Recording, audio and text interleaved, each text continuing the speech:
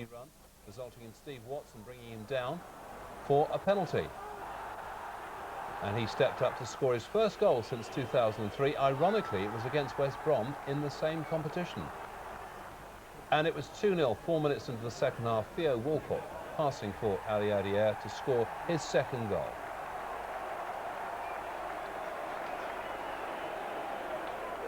We played against a good West Brom side, you know, with many Premier League players. And with such a young side we had out tonight, we showed quite maturity and mastered well what we had to do. We defended well on the breaks. We were very dangerous. At times, it was a joy to watch them, really, and we shouldn't say that as the opposing manager, but you know, that's a benchmark for our team where we want to go. We want to try and get to the Premier League and play against teams like Arsenal, and we've got to learn as we go along. Philippe Sendoros has played well, Guy Clichy has done well, and no, everybody has done well tonight, I must say. One thing you would have preferred is to come through unscathed, but Emmanuel Adebayor picking up an injury? Well, he doesn't look too good. He has a thigh strain, and unfortunately I'm scared that we lost him tonight for a few weeks. Listen, we won't play against a team of that quality in this division all season, and we know that, and whilst it's disappointing and there's lessons to be learned, you know, we brush ourselves down and we get ready for Saturday. We had a very, very young team tonight, and the fact that they won tonight here at a difficult place will give them a big lift and will make them hungry for the next round, of course. Having fielded a reserve side at West Brom, Arsene Wenger names the same team that won at Reading last weekend. Ali Adier's 2 goals at the Hawthorns means that he is on the bench. 2 changes for Everton. Stubbs replaces the injured Weir in defence. Beattie drops to the bench, leaving Johnson as a lone striker. Osman comes into midfield.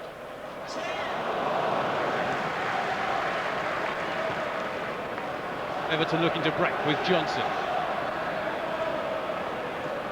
Against Zurich, needs support. Finds it from Arteta.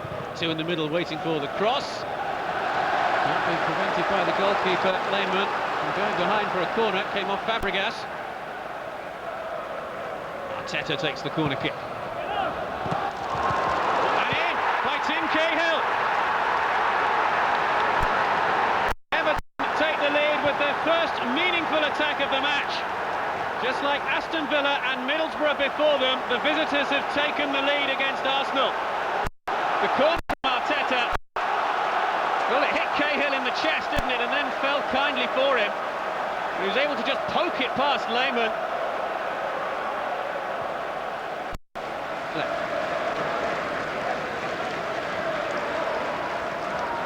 Fabregas. Henry. Goes for goal from distance. And that was a good stop from Tim Howard. Henry hits it well. Goalkeeper right behind it. David Moyes' tactics so far this afternoon have worked perfectly. In towards Henry. Headed by Neville.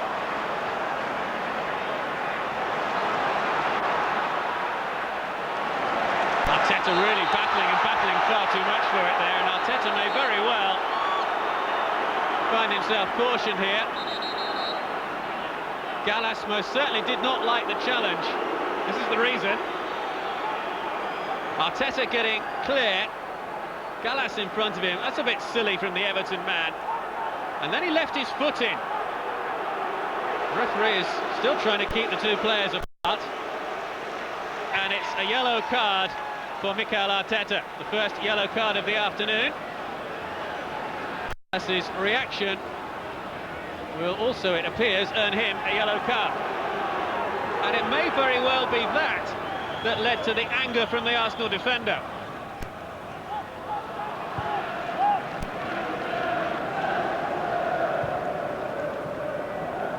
Fabregas able to turn away from Carsley, who just slipped there. Van Persie. Lescott trying to prevent his progress forward. Van Persie gets the cross in. Henry couldn't get there. Appeals for handball. And Mike Riley says no. Now, was this handball by Phil Neville? As the ball comes across, couldn't appear to strike his arm, more the very high reach of his chest, almost his shoulder. Flamini, now to turn. Kled. Rosicki, in towards Henry. Splendid save from Tim Howard. It looked like Thierry Henry was going to pull Arsenal level in the opening minute of this second half. Fabregas. Rosicky. Gets away from Arteta. Rosicky!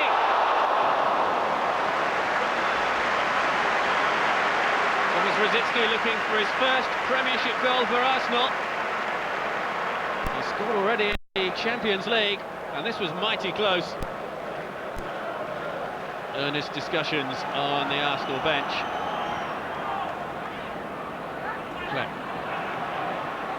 Osman slides in, and Osman may very well receive a yellow card here. Indeed he does. Leon Osman with the challenge from behind.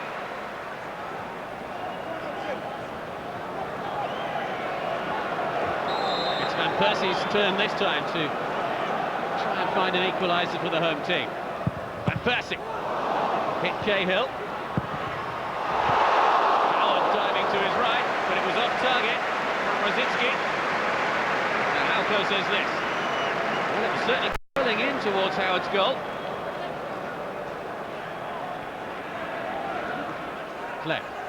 Flamini goes on the overlap, past Osman. Fabregas trying to set himself up for a shot. That's tipped over by Howard.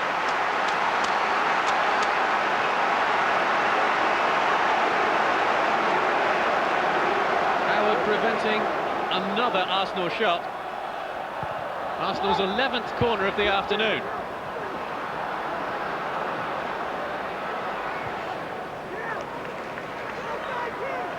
Van Persie. Decent header, and just wide. Arsenal are getting closer. Really good cross, and it was Henry who got the touch, just ahead of Touré. Arsene Wenger, oh, his face says everything, doesn't he? He is so frustrated.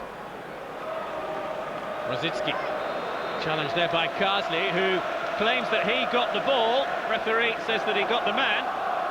Well, it did look there as though Lee Carsley got a touch on the ball first. Again, the dilemma for Everton. Will it be Van Persie or will it be Henry to strike this one towards goal? Van Persie gets the equaliser.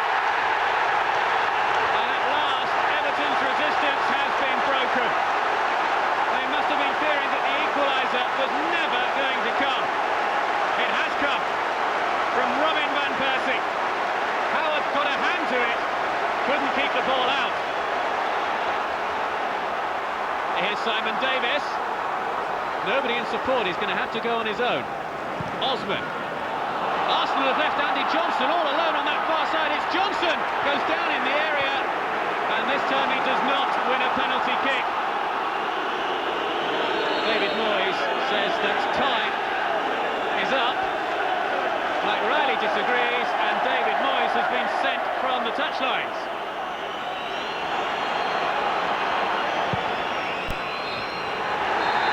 Everton return home to Merseyside with a point.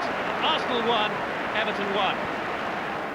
I signalled with my arm up just like Mike Riley was standing with his arm up. So obviously, you know, he wasn't happy with that. But I felt in the first half we played, there was 2 minutes, board went up, and we played 3 minutes. We allowed the corner to come in, we defended it well. And I didn't want that to happen again. They defended well, in an intelligent way.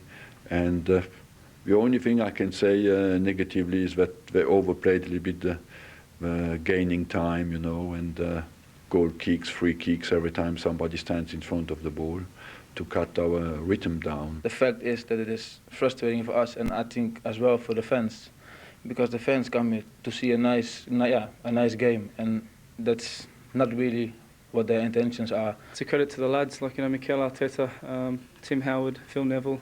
A lot of the lads were very ill. You know, I'm feeling a bit ill as well, but they come through it well, and you know, playing in a place like this and getting a result is massive for this club, and we're really happy together as a team that we produced a result like this. Makes me teams like Arsenal say that they've been saying Everton are a bit negative. Goalless draw by CSKA Moscow, their fourth draw in 8 games at the new stadium. Arsenal had 24 attempts on goal, they had 7 on target, but they couldn't force a winner. After losing in Moscow last month, Arsenal were looking to put the record straight at the Emirates Stadium. And quite how they weren't comfortably ahead by half-time was a mystery. Arsenal dominated, and as events unfolded, the misses became more and more unlikely. Fabregas, surely no! That chance for Cesc Fabregas was one of 15 for Arsenal in the opening 45 minutes. Hard to believe he'd miss. Even harder to believe Thierry Henry would miss another great opportunity. It really does look like being one of those nights. The chances kept coming with Sky Sports. How do you explain a night like that when you've played some great football, created fantastic chances and yet failed to score? Well, yes, I just can say that the team played very well and congratulate the team. We situation, but as well a lot of encouragement for the future. I think we played so well and created so many chances and deserve to be ahead in the game, but you know and I know sometimes deserving something in football is not enough. But I think the attitude was there, right attitude, everything was, we did fight, but sometimes, you know, as I said, you know, it's a bit of a strange run we created. We played well, but you know, they went on with 1 point. And at the moment things go for us. I feel in the 2 games against Moscow. We had a goal cancelled, and today we had a great game and we didn't win the game. The normal score is 7-1. I do think if we win against Hamburg, we can have 1 foot in the qualification. We're not there yet. You know, I always said that the group was going to be difficult. You know, it's 8-7-7-1 now. 8-7-7. 0, sorry, yeah. So, well, it's going to be difficult. By 1 point from Arsenal and Porto. Hamburg are out of the equation. Arsenal's next game is at home to Hamburg, and then Arsenal travel to Porto in their final game. Arsenal won rave reviews for playing Reading off the park and scoring 4 at the Medeski. On Wednesday, they played CSKA Moscow off the park at the Emirates, but just couldn't score for love nor money. It was a frustrating night for everyone who watched them.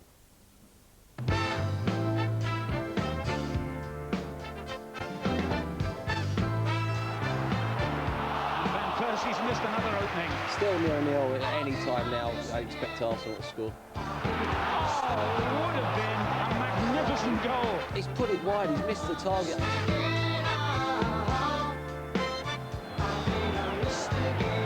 Good effort. Fabregas. Yeah, Fabregas, 1-2, goes round the keeper. Oh my God, he's missed. He's missed an open goal.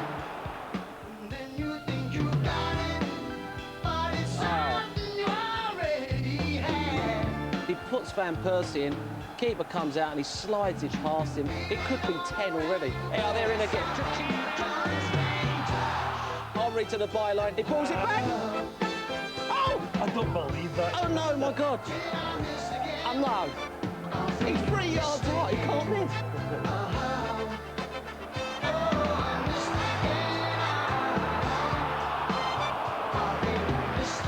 Oh, it's an absolute sitter.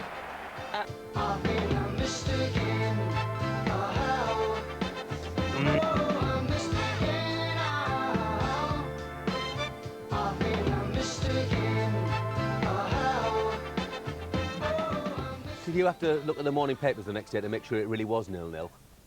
Honestly, I just couldn't believe it. The amount of chances, they've probably never played that well in Europe before. For how well they have played last year in Europe, it's probably the best performance they've had for a long time. What would have been a fair scoreline? To be fair, they could have scored 1. They could have. They broken. The lad Love should have scored. I reckon it 6-1 would have been about fair. I think they had 30 shots and I think 4 on target. 30 shots. Was it just one of those nights as far as Arsenal are concerned, or is there something deeper than that? No, I think it is. I think not like 9 out of 10. I think 999 out of 1,000 times Rosicky scores, Fabregas scores. You know, they're not like 9 out of 10 jobs. They're more than they're a certainty. But that's football. You know, you didn't take them.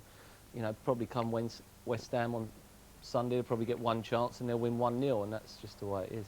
But it was frustrating. It was, you know, but they did play well at the same time. I think in some ways, Charlie, a victim of their own success in that teams now, you know, come to the Emirates and they sit deep and say, you know, come and break us down. Yeah, but they're used to that. It's been happening for a few seasons, you know, that when they rumbled the Arsenal style, what did they do? let's frustrate Arsenal home and away. Last season, away form was a problem to start with. This season, it's getting used to the new stadium, and teams are just sitting in and saying, right, come on, show us your qualities, because we spoke about the Reading performance, Jeff. And we were saying it, well, certainly I believe it's the best football I've ever seen in my lifetime, and I've seen some great clubs. But they made it an open game, which suited the Arsenal. When Arsenal went to Old Trafford, Manchester United says, let's make it a proper game of football. And they were the better team won. And the difference now is that the other teams are saying, right, hold on a minute, we've got to be a bit more organised and a bit of shape to us. But I have to say, looking back in the stuff against CSKA, that's just one of those nights you have. We said before that in the early part of the season, Arsenal are going to give someone a real tanking. And probably Reading was that team. Well, there's another one round the corner, because you can't make that many chances and keep missing them as bad as that. That's not a lack of confidence. That's just an off night. And I think they're on the verge. And I think they're upset because they played so well and still didn't win the game and should have been in a comfortable position. They're making hard work of it, but I still think Arsenal are capable of, this Sunday especially, going and giving West Ham a real fright. What did you make, Phil, of Thierry Henry's comments this week? I mean, being in the Arsenal programme, you know, complaining, he's talking about the Everton game, you know, that fans were leaving before the end, and that the players noticed that, and please try and stay. There's an ex-player. Did you notice if fans were leaving? No, we were always scoring in the last minute, so everybody knew they had to stay anyway. It wasn't a problem. But you do. You know when things happen like that. And for Thierry Henry, he was usually quite nice about things. When he's got something to say and he doesn't care who he upsets. And I think this is one of them. To upset your home crowd, it's not normally you do. He doesn't want the like fans that. moaning after half an hour either. Well, you know, they paid £2 for a season. They've got a right to moan, haven't they? Yeah, they can moan all at once and whatever. But I think what he's saying is, we've given you some fantastic times. We've playing some brilliant football. Please don't. They know with the likes of Arsenal, they're going to score at any minute. And that is what they're capable of doing. It's absolutely brilliant. And for how they've and Arsene Wenger has turned things round, I don't think they should complain. I'm not going to complain about the Arsenal fans, but I think what Thierry's point is it's a new stadium. You know, we don't have the clock end in the North Bank anymore. We need to be together and take this forward. We're having problems getting adjusted to this new stadium now. You know, it's a case of Roy Keane with the Prawn Sandwich Brigade. You know, he's doing it for effect and for the right reasons. And as a captain should be given his opinion of that circumstance. Now, the fans have got every right to moan. They are watching wonderful football, and I'm sure the majority of them are all loving this time as an Arsenal fan. But they've still got their part to play in the home games, Jeff. They've got to play their part and bring this stadium quickly up to speed and give it a spirit, because look what happened when Man City went to a new ground. All these clubs have problems, and Arsenal need the support now more than they've ever probably needed it with the new venue. I think it was right that was Thierry who done it. Absolutely. You know, because none of the other players who maybe are on the fringes of, some fans don't like them or whatever, everybody likes Thierry. He's our captain. So I think he can get away with it with saying it. But it's a night match, right? It starts at 7:45. A lorry load of kids go to it with their parents. They've got to get home. They're not going to get home till 11, 12 at night. It's the hardest place in the world to find a parking space there when you go. I went against Watford the other week and left 10 minutes before the end. And they were playing great. So he was having a go at you? Probably. I'm going to have a go back. He should have scored at least 3 the other day. No, but, you know, it's a night game. You know, it's hard. And the ones who go on the train, you know what I mean? You're getting on the train and it's like that. You know, you don't want to take... I mean, you say it happens every ground. I think it's worse at the moment at the Emirates. You know, there are stories that you have to queue for half an hour to get into the tube station if you're going to do that. Then you've got to get a tube, then a lot of people have got to get a train after that. It's a night match. They cannot get home. And I don't think Thierry Henry has ever had to do that, to be brutally honest, has he? No, I don't think it's... Well, if he was having anybody to explain that to him, in all fairness. I think if somebody did explain that to him and he maybe did it one game, he might understand why people leave a bit early. Yeah. OK. Still a fantastic player, isn't he? And the Arsenal fans will still love him regardless of whatever he says. Rightly so. You know, right. OK, if the law of averages, though, means anything at all, then you have to pity the team who play Arsenal next. And, of course, that's West Ham at Upton Park tomorrow in the first part of a double bill that includes the Tottenham Spurs game. The Hammers, of course, have had problems of their... I say Tottenham Spurs. A good game, be 0-0. I fancy Tottenham in that one. Do you? I do. I fancy Spurs. We go for Spurs. But if it's Tottenham Chelsea, I'm not so sure. Anyway, West Ham have had problems of their own recently, although things finally picked up a bit